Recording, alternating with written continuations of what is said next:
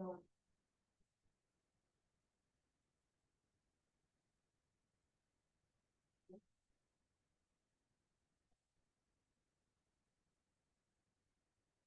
everyone. As you walk in, come take a seat towards the front. We're going to be passing out some prizes for some of our class activities.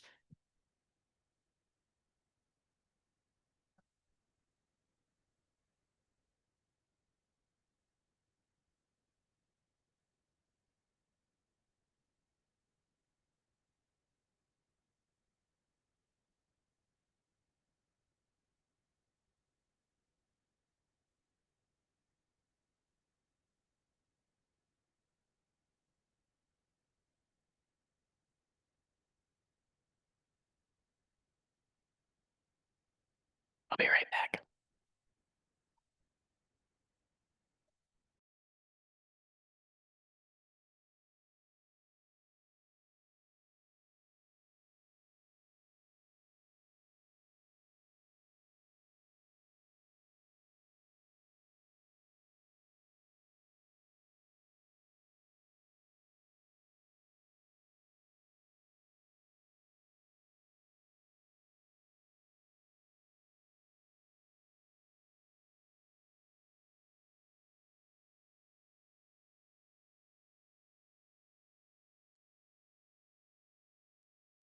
Wherever you want.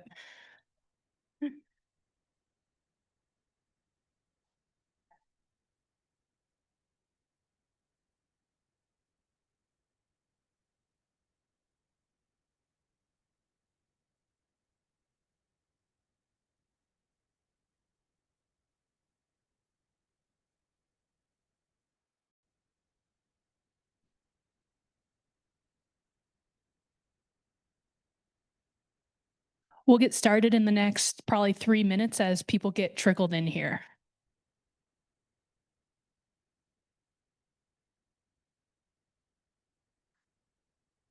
How was the food? Did you guys like it? Thumbs up, thumbs down? Cool. We can order from them again if we want.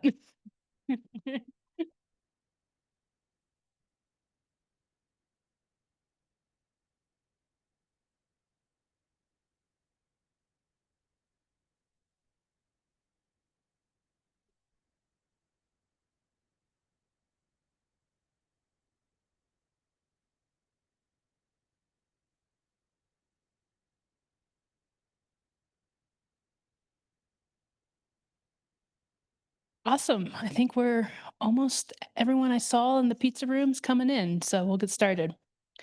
Well, welcome everyone to the Beginner's Guide to Local Government. We really appreciate you coming out and carving the time to come be with us tonight. We know a lot of people have busy schedules and that can be hard to find the time, so we just really appreciate you. And this is a 5-part educational series presented by Town of Breckenridge and Colorado Mountain College. And we'll kick it off here. So in tonight's lesson, we're going to go over government structure from federal to local. And I ask that you bear with me. This is the most content heavy of all of our classes. There's a lot to cover. No, but there is a survey and the chance to win a gift card. Hello, if you haven't met me already, my name's May Watson. I'm the town clerk for the town of Breckenridge. I've been with the town for about 6 months now. Before that, I worked for the federal government with the Forest Service, and I even did a very brief stint working for a county in Indiana. So I've worked for 3 of the 4 levels of government we're going to talk about tonight. I encourage you guys to take a photo of my contact information up here. And always feel free to reach out if you have any questions, comments. I'm here to help you. I'm a public servant at heart. So before we get started, I want to take a moment and recognize that we can't talk about government without talking about politics to a certain extent. They are 2 sides of the same coin and they don't exist without the other. However, This is not the space tonight for political debate, heated arguments. This is a place to learn and ask questions and encourage everyone to feel comfortable asking those questions. So I ask everyone follow these house rules. First, be respectful, ask questions, empathize with different perspectives, and please, no political arguments. There are some people in the room tonight and potentially on Zoom who are not from this country, but want to learn about the United States. And while some of this information might be old news to you, it can be brand new information to them. So just keep that in mind. And then last but not least, let's have some fun and make it fun for others. There's going to be interactive activities throughout the night and the chance to win prizes. So we'll kick it off here. So tonight we're going to talk about the key topics of federalism and jurisdiction. And then we're going to delve deeper into the levels of federal government, and at each level review the structure, the forms, and the powers. So we have our first game tonight. I want your guys' help, and I want to see where you guys are at in your understanding. So we are going to organize these levels from largest to smallest. Can someone raise their hand? Which do they think is the largest level of government of the list to the right? Blue sweatshirt. Yes. Federal, you're correct. Congratulations. You get a mug. You're welcome. Out of these three now, what do we think is the second highest? State black jacket. Congratulations. There you go. All right, third. County. Awesome. You get some sunglasses. No problem. We're not doing the last one because I think that's obvious. Congratulations, you guys. You just created a federalistic system of government. Give yourselves a round of applause. So the United States follows a system of federalism. And this basically means that there are multiple levels of government that have power and control over the same area and same people at the same time. Powers are both divided and shared between the different levels of government, and people must follow the laws at each level. So the United States is not the only country that has a federalistic system. It's countries like Canada and India also use this system of levels. But in the government itself, for the United States, there are four levels. We have federal, which is the United States of America. There is state, which is the state of Colorado. There's county, which is Summit County. And then there is city or town, which is the town of Breckenridge. And this course will focus mostly on county and cities and towns. It's commonly known as local government. So this is going to be one of the most important concepts that's going to bleed throughout the other classes in this series, and that's the concept of jurisdiction. So we know there are different levels of government, but how do we know which laws apply to us when? Well, that's when jurisdiction comes into play. Jurisdiction is the who, what, when, and where government can use its power and control. And jurisdiction depends on three things. The first is mapped borders. So if you go from Colorado to Wyoming, you're following Colorado speed limits. Now you have to start following the speed limits of Wyoming. Different laws, different states. It also depends on what powers are specifically granted in the US Constitution and the Colorado Constitution. So the first is enumerated powers. This is a very fancy way to say powers only the federal government has. And these are often for powers that one state alone can't manage. A great example is if anyone's got a dollar bill in their pocket, managing money is a federal power because money flows across state lines and even outside the country. Next, we have reserved powers. And those are powers specifically reserved to the states. These are often what I like to call the birth, life, and death powers. You'll also hear refer to them as police powers. But if you're born and raised in Colorado, Colorado issues you your birth certificate, they give you your marriage license, and they give you your death certificate. That's a state power. Last but not least, for the federal versus state powers, we have concurrent. And those are just powers that are shared between the state and federal government. The jurisdiction and power to tax people is a concurrent power. So you have a state income tax, you have a federal income tax, and you got more taxes. Last but not least, Article 20 of the Colorado Constitution is where we're getting into the area of state power versus local power. And Article 20 of the Colorado Constitution specifically just says that local powers have the right to more control and autonomy for local issues. So there's some local powers have some jurisdiction.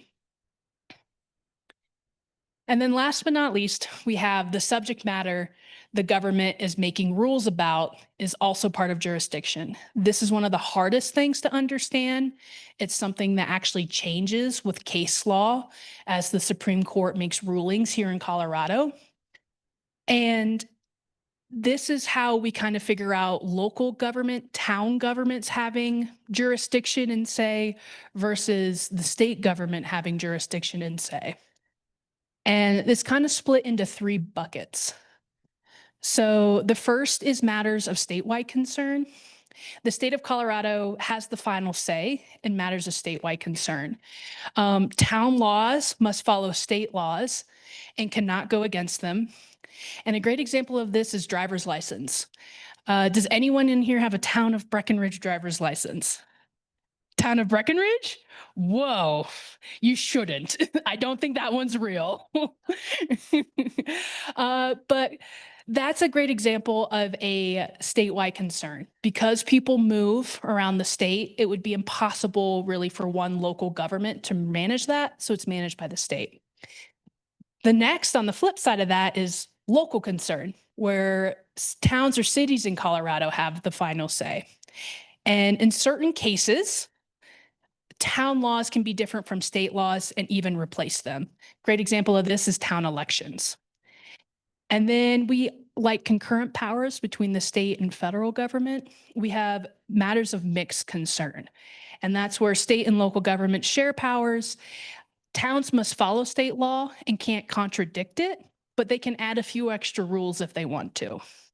A great example of this is marijuana licensing.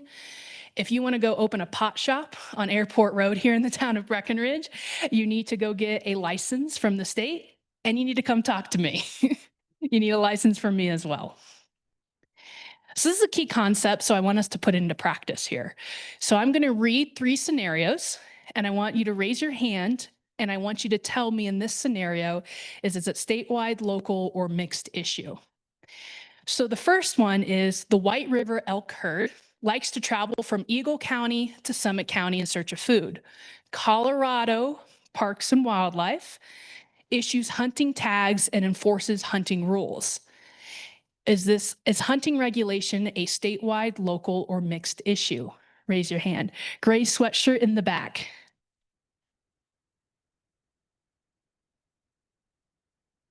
You're right, it's a statewide issue. You get a laptop case. Can you tell me why? Exactly. Our next one, in the town of Breckenridge, you must have a short-term rental license to rent out your house on Airbnb. Usually the state of Colorado has a hands-off approach to making rules about short-term rentals. Is short-term rental regulation a statewide, local, or mixed issue? Right in the front. Awesome. Can you tell me why it's local? Awesome. Correct.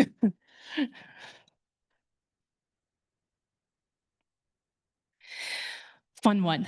You want to open a whiskey and wine bar on Breckenridge Main Street. You get your liquor license from the Colorado Liquor Enforcement Division and the Breckenridge Town Clerk. Is liquor licensing a statewide, local, or mixed issue? Man in the front. Can you tell me why?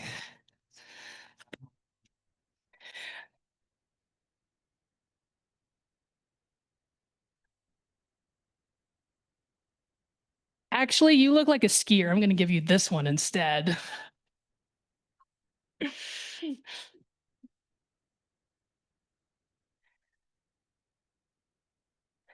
Awesome. Great. So I think you guys are getting the idea of jurisdiction down.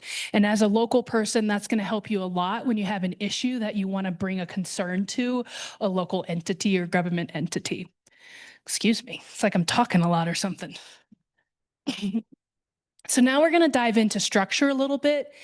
And these slides could be weeks of courses in of themselves, but we're just focusing on the basics here. So the federal government, the United States government, is not a democracy.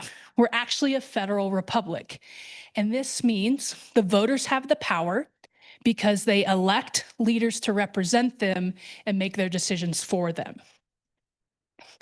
In addition, the United States government is split into 3 branches to make sure no branch has too much power. Each branch has special powers that limits the branches of the others. And powers are also separated between the 3 branches. And this is to make sure no branch can outrule the other and just, again, making sure there's that balance. So the legislative branch for the United States, which is in Washington, D.C., is the Senate and the House of Representatives, aka Congress. They're in the news a lot right now. The next branch is judicial, and that's the Supreme Court and also the federal district courts. And the Supreme Court is the highest law in the land. So once the Supreme Court of the United States make a decision, that's it. Last but not least, we have the executive branch. And the purpose of the executive branch, one of their main duties is to execute the laws passed by Congress and upheld by the Supreme Court.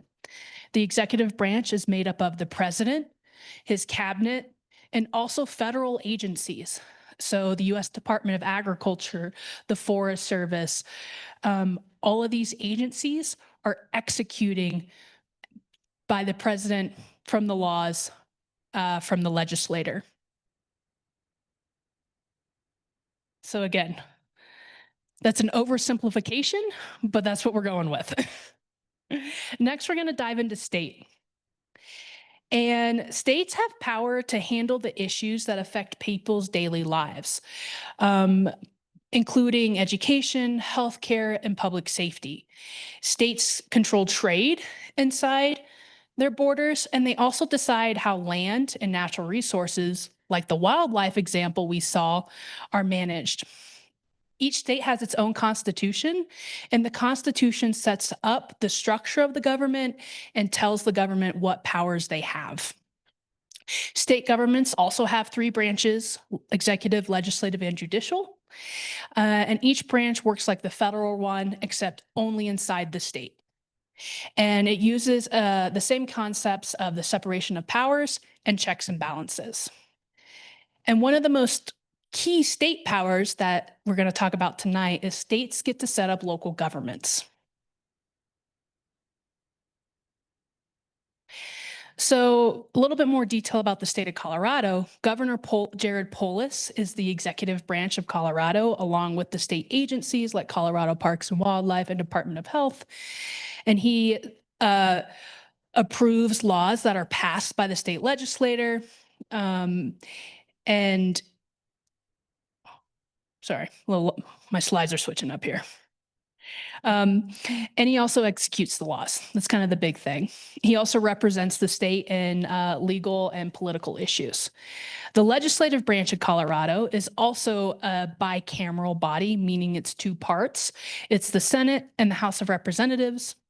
It's called the Colorado General Assembly, and they pass laws as well. And last, we have the judicial branch of Colorado. There's also a Supreme Court of Colorado. There's county courts and district courts, court of appeals, and there's even a water court for water rights.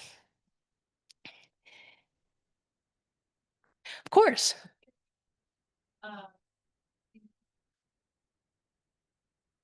That's a good question. From my understanding, I think it's common in Western states. I'm not sure if every state has one. I don't think so, but I will double check with you on that and get back to you. Yeah, great question. Yeah, of course. Basically a cabinet where all the positions elected themselves. Ooh.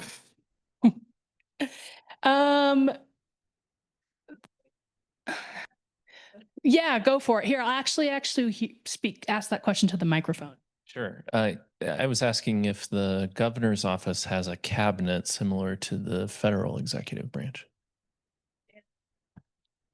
State agency leadership appointed by the governor. Not all of them. I work as part of education, the same one, that's why I know. And the commissioner of education is not elected or appointed by the governor, but some do.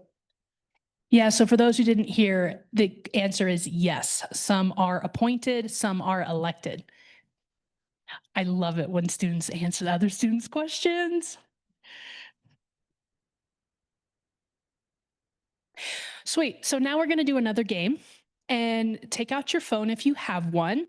And the first person to find me a Colorado House bill from 2025, if you can give me the House bill number and the title.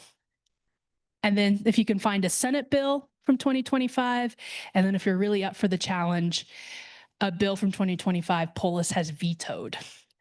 And we have about 2-ish minutes for this activity. Raise your hand if you think you got one.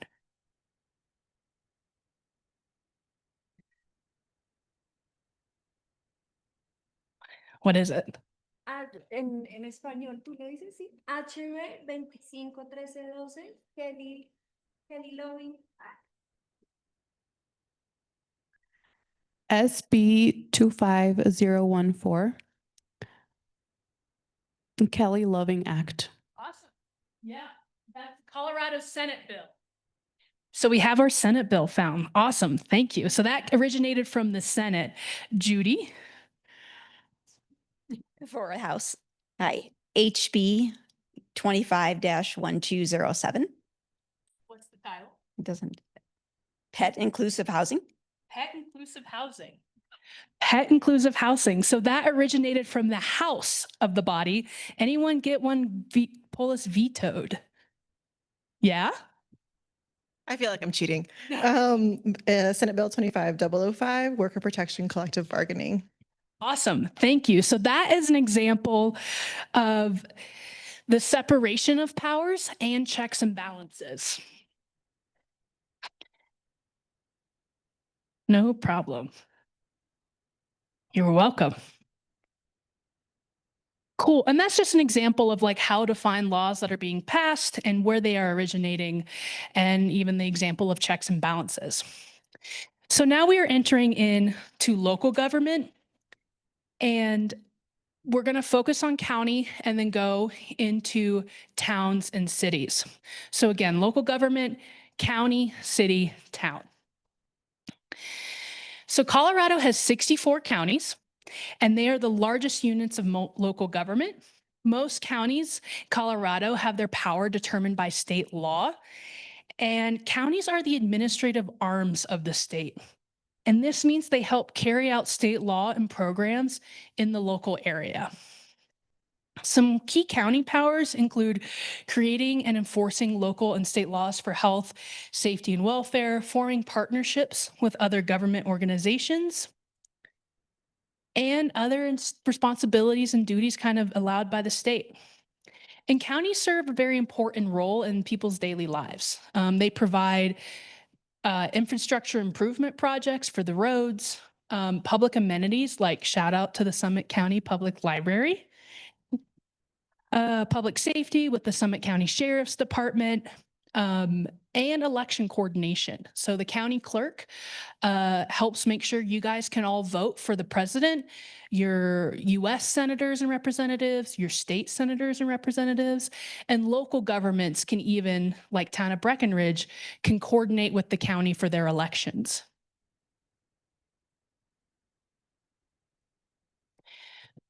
Counties are split into unincorporated and incorporated areas. And incorporated areas are inside a city or town, like the town of Frisco. Unincorporated areas are outside the city or town, but are still a part of the county, like Summit Cove, Wilderness, and Farmers Corner and Gold Hill. Most counties in Colorado use something called a commissioner-manager system. This means that the Board of County Commissioners is elected by residents and registered voters in the county. The board then hires a county manager to supervise the daily operations of county staff, and help run public services. Commissioners basically make the big decisions while the manager takes care of the operations and make sure the local populace is getting the services and that they're running smoothly. There are also additional elected positions at the county. Not just Board of County Commissioners are elected. Some positions, like we talked about at the state government, are also appointed. And it varies a little bit by county. So specifically for Summit County, we're following that commission manager system, and it's split between 3 districts, and a commissioner is elected from each district. So that means for the Summit County, there are 3 county commissioners. There are also those additional elected positions. County clerk, sheriff, county coroner, county assessor, and county treasurer are elected in Summit County. County elections occur in November of even years, so they'll occur next year. And there's 4-year staggered terms, which essentially means Board of County Commissioners are not all reelected or elected at once. It's staggered, so it maintains some consistency at the government level. And last but not least, county elections are partisan. This means commissioners run under political parties. Even some of the elected positions also run under political parties. Of course. No, I was hired. And that is because I am not the county clerk, I'm the town clerk. Yes, great example though. So it's similar. The only elected positions at the town of Breckenridge are our council members. The town manager is hired, I was hired, but county clerks are required to be elected at every county. And we serve a little bit, yeah. Yes.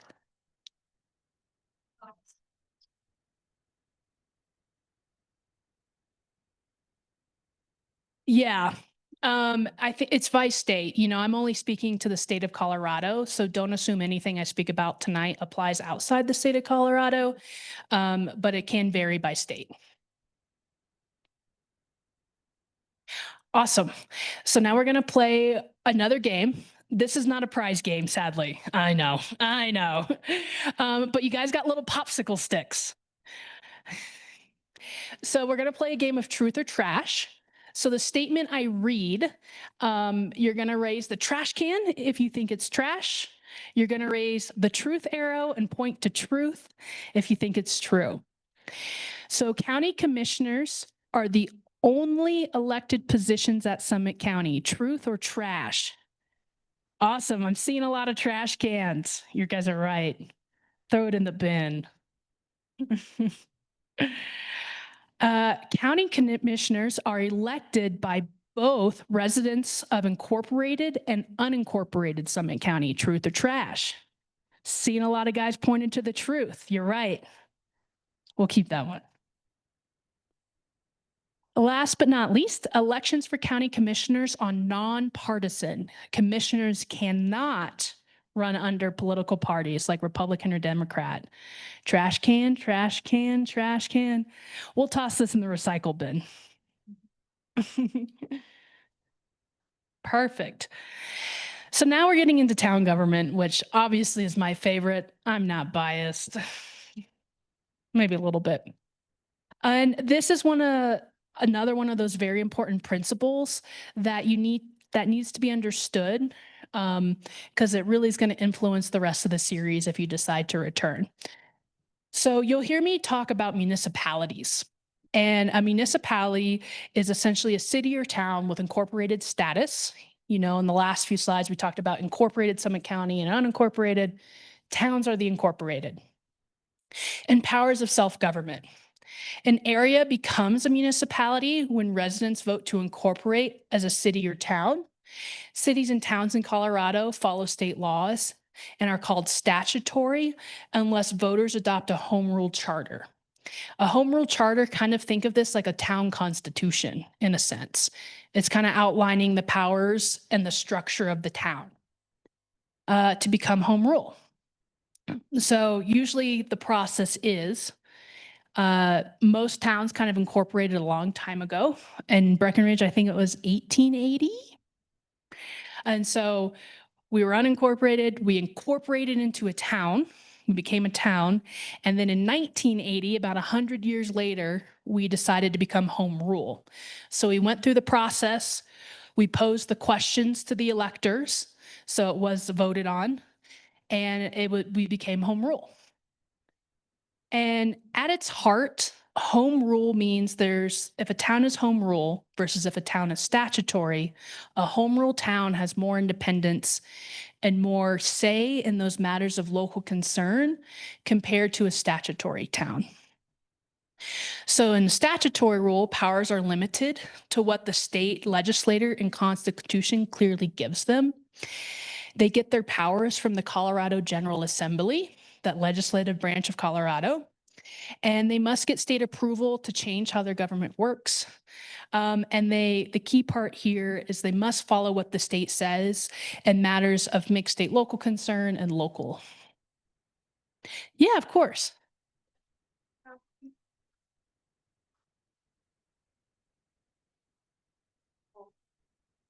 My favorite tool ever that I use literally probably 8 times a day is Google. There are 250-ish towns in Colorado and cities. I couldn't tell you how many are statutory, how many are home rule, but that information you can look up. Of course. Mhm. Are they defaulted to statutory until they vote home rule? You have to adopt that home rule charter, and that question is posed to the electors. So it's actually put up as a ballot question in the election, and you have to elect to become a home rule. So yes, yeah. Pretty much. Keystone is a little bit different. Keystone is the newest town in Colorado, and they actually incorporated and adopted a home rule. So they kind of mixed it up a little bit, but that is the general process. Get my steps in tonight. No, you're good. Because like I have a service industry, and because of the home rule, I have to pay taxes. And something that would not be elsewhere, like in Colorado. If I lived in Denver, I wouldn't have to pay taxes, but because I live here, they've adopted that. Yep. Yes. So what your kind of question is like, can a town, from what I'm hearing, can towns adopt taxes, specifically town taxes? Yes, they can. Taxes are a TABOR issue, which is Taxpayers' Bill of Rights from Colorado. And that means to do really anything with taxes, so to say, like create a new tax or something like that, it does have to be voted on the ballot. So it is in a ballot question based on the Taxpayer Bill of Rights. So those big book pamphlets you get from the state where you're voting on Proposition LL or MM, it will be in those sections of the ballot. Yeah. What are the benefits? Why would a town choose this state statute? Kind of up to the town, you know, it takes a lot to like become home rule. Like it's a lot of legal process, a commission is formed. It's a big process where there's benefits or not. Some to say, so to not. You're right. There is more independence. And I think most towns are kind of wanting to go home rule. Why they don't do that, I think it's kind of like maybe they're too small, maybe there's other issues, but that's a good point. What are the benefits between statutory and home rule? Yeah.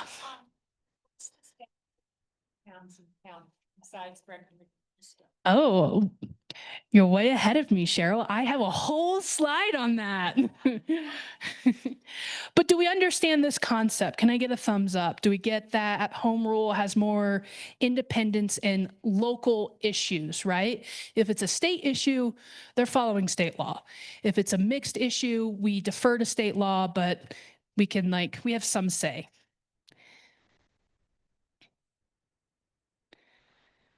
So there are 7 towns in Summit County. 5 are home rule, 2 are statutory. Blue River and Montezuma are statutory. Breckenridge, Dillon, Frisco, Silverthorne, and Keystone are home rule. Breckenridge is the largest for now. Keystone is the newest. Silverthorne is greatly approaching our heels as the largest town. So a lot of people often ask me what's the difference between a city and a town? Well, at the heart of it, it's based on what your population size was when you incorporated. That's that key word there, incorporated. So Breckenridge incorporated in 1880. And at that time, our population was less than 2,000. We became a town. Now our population today is 5,000. We're still a town. There is a process to change if you want. Not a lot of people do it. Statutory city, on the other hand, is where at the time of incorporation, the population was more than 2,000 people. And so the other thing you might hear when you're talking to other folks, like your friends and your neighbors, say you have a friend who lives in Blue River or another statutory town, I'm just using Blue River as the example, is they have a board of trustees. And then a statutory city has a city council, usually.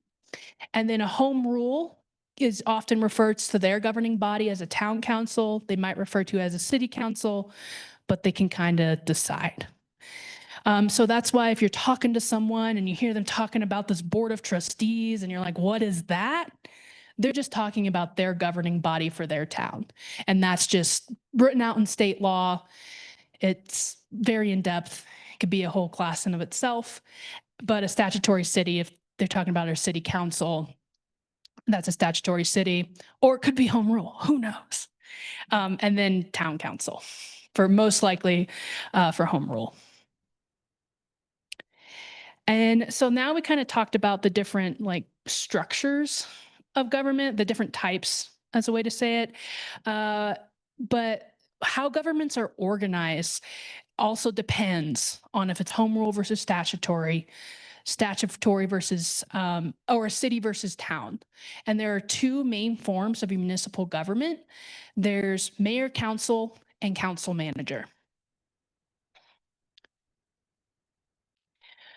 So the first one is council manager, and I'm going to focus the most on this one because that's what most of the towns in Summit County have. And the mayor is a full voting member of town council, and they're the ceremonial head and legal head of the government. So they're signing the ordinances into law, making local law. They're issuing the proclamations, but they also are voting on those laws when they come to town council.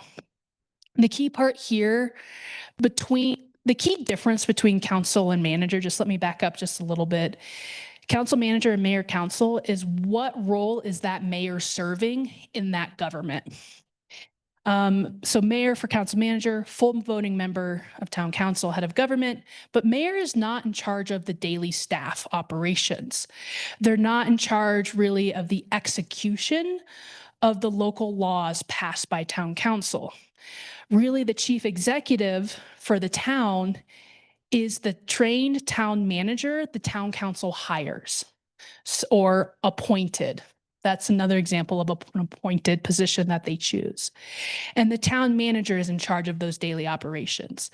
Good way to kind of think of this is like a publicly traded company. So Walmart has a board of directors that guide the general direction of the company, but it's the CEO of Walmart that's like making sure stores are opening and closing, like their company's making money, that they're on track, they're doing what they need to do. Town manager's that chief executive officer. Town council is guiding the direction of the town. On the flip side, think of the mayor council more similar to the relationship of Congress and the president, where council, that town council or that council, is the legislative bodies. They're making the laws.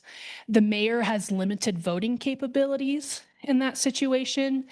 And it's the mayor who's in charge of executing the daily town operations, making sure that the laws passed by that city council, that board of trustees, is like happening, right? And this is this is a very simplified explanation. There are strong and weak mayors. How much power the mayor has can vary. We're not going to delve too much into that in this class.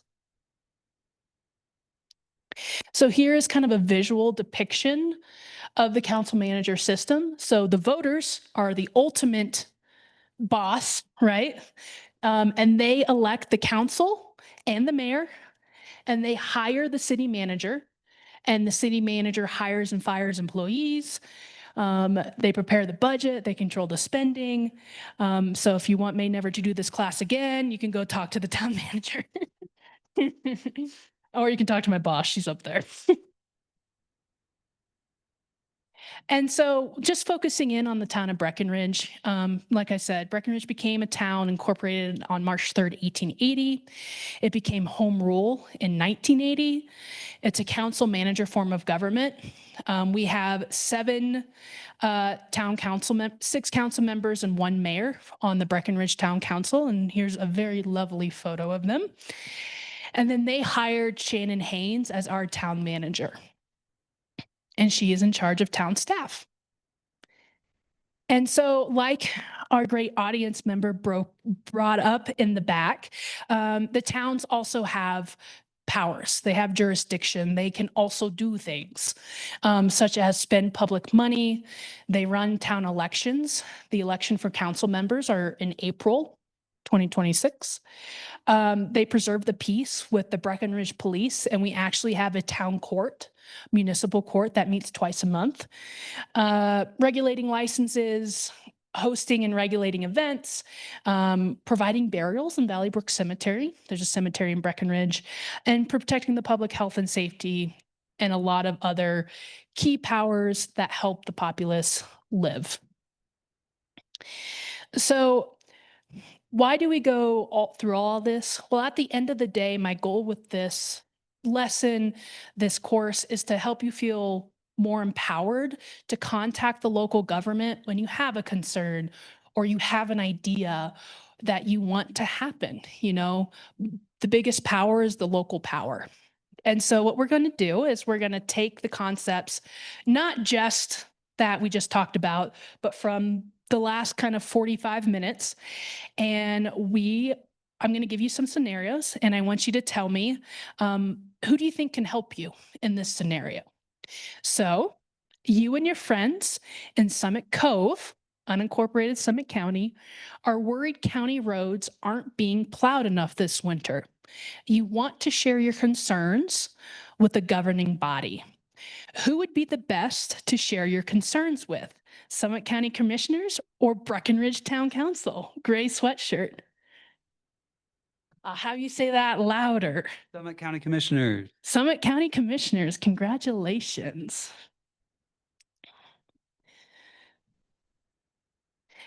Can you tell me why?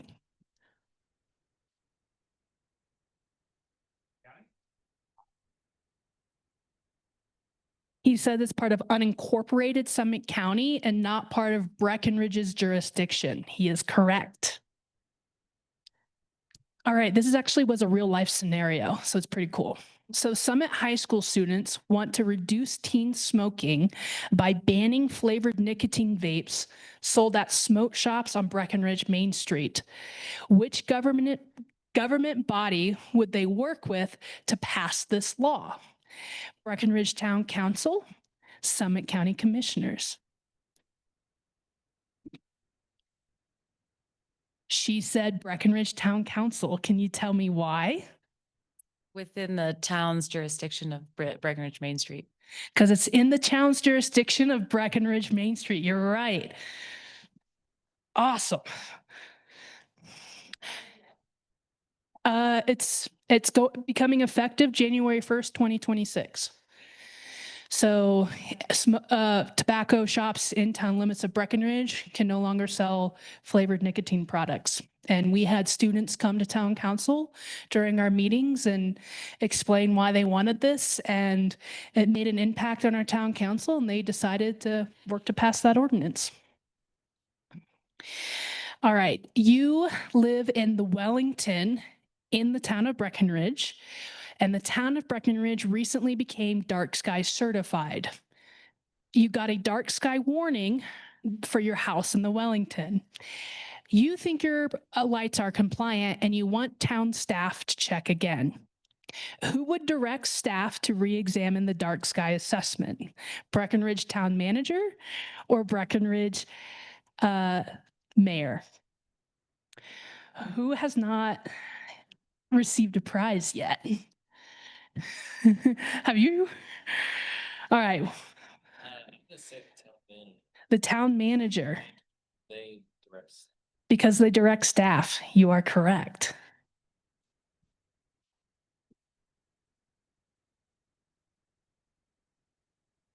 I wasn't being mean. The reason I took this prize back was because it was supposed to be the last prize. It's a bento box.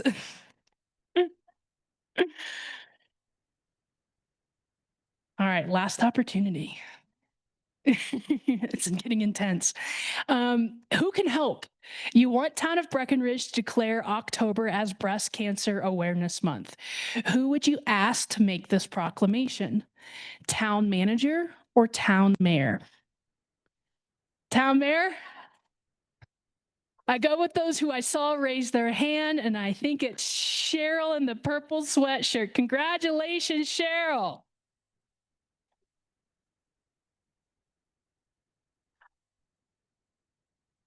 Awesome. You guys did a great job. And I'm hoping that you guys were able to take something away from this. And now I would like to open the floor up to more questions. Yes. And I'll try to get you the mic. If the towns and cities in Summit County are a mixture of incorporated versus incorporated, what makes Summit County unincorporated? Yeah, so I think the towns in Summit County are either home rule or statutory. They're all incorporated, right? Because if you're in town limits, you're incorporated. You incorporated into a town.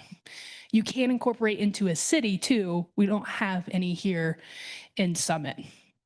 But unincorporated versus incorporated, unincorporated are those areas that are not in town limits, but are still in the general Summit County, right? Because it's like, yeah, at some point you're in a town and you can still be in the town and still be in Summit County, if that makes sense. Yeah. Does that answer your question? Awesome. Do we have any other questions? Sweatshirt. That is a lovely sweater, by the way. It looks cozy. Stated most of the towns were designated a city or in a town back in the 1800s. Is there any real reason why a town that is quadrupled or doubled or move into a city versus a town? Yeah, there can be certain benefits. I don't know the benefits off the top of my head. I know, for example, Denver is actually a city county. They are the city of Denver and the county of Denver. And so that's kind of a thing. But I really can't think of an example of a town that has gone through the process to become a city. I can't say that it's never happened, but it's rare. And I think one of the reasons is because there's not that many benefits. No financial gain if we were into a city versus town. Yeah, I don't think so. City of Brooklyn, Yeah. town. Yeah. And I actually think in some sense there could be, it's a lot of process. So maybe there's a loss. I haven't ran it myself, but I hope that answers your question. Any other questions? No? Awesome. Well, that gives us a little bit more time here. So I promised one last opportunity to win a gift card, but it's going to cost you. So I'm going to pass around a survey. I'm calling it the Checkout Challenge. And please fill out the survey. And if you include your name, your phone number, and email on the survey, and you return it to me or Jacob over there in the corner, I will contact, I'm going to poll randomly 3 surveys. And if I pull your survey, I'll contact you to come pick up your gift card. For those people who are wondering, I think I have REI gift cards, Target, Starbucks, Sierra. Yeah, I think that's what I got. Awesome. So Jacob, will you help me pass out these surveys?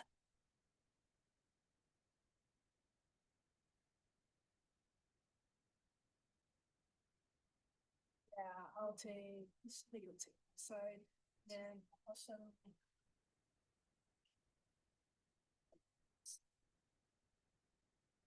Please return my pens. I beg of thee.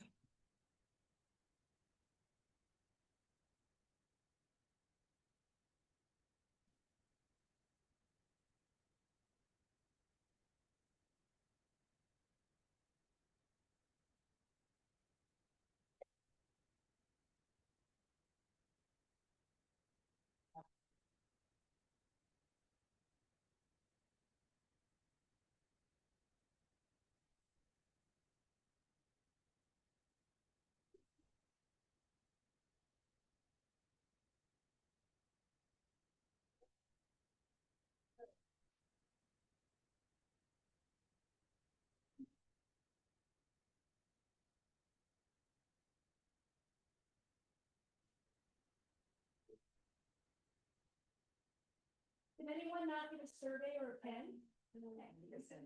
Pens?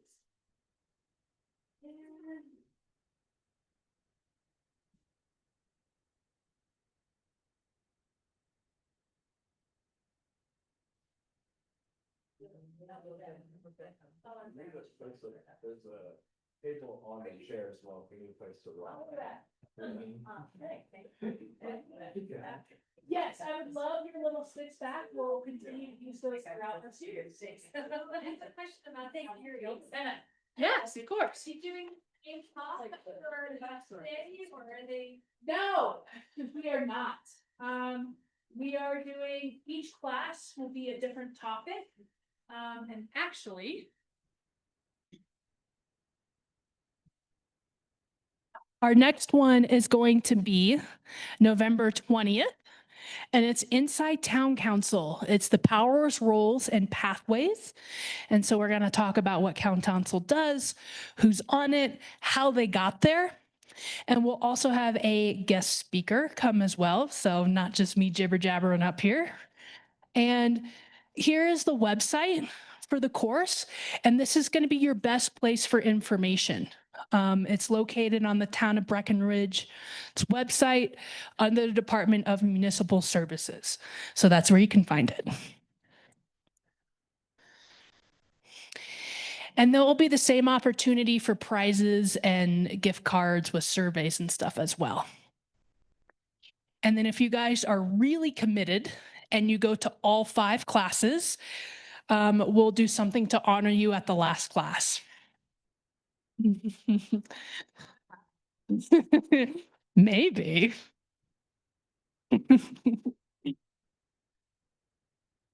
So yeah, and they'll all be the same time and place here. Food is going to be from 6 to 6:30 in room 142, 143, and then class starts 6:30 here. Bring your friends. They're all welcome. Thank you. And then if you want to see my references, feel free.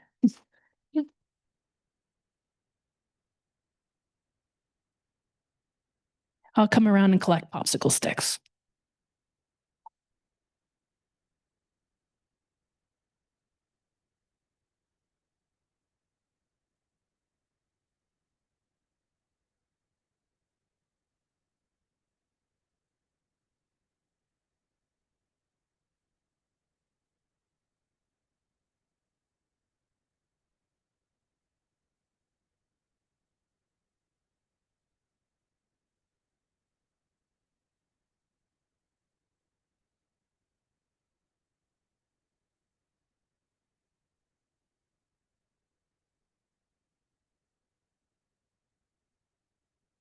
Yeah, I kind of pursued a role with the town for a couple of different reasons.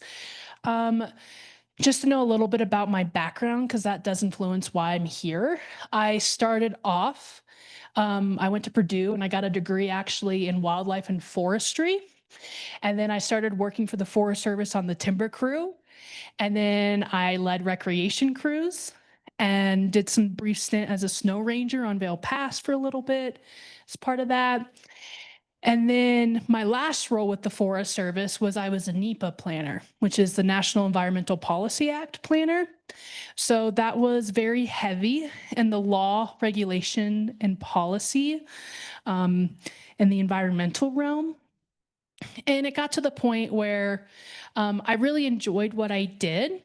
But while I was doing different projects, you know, I did a gravel pit project. I helped did some trail reroutes, NEPA projects.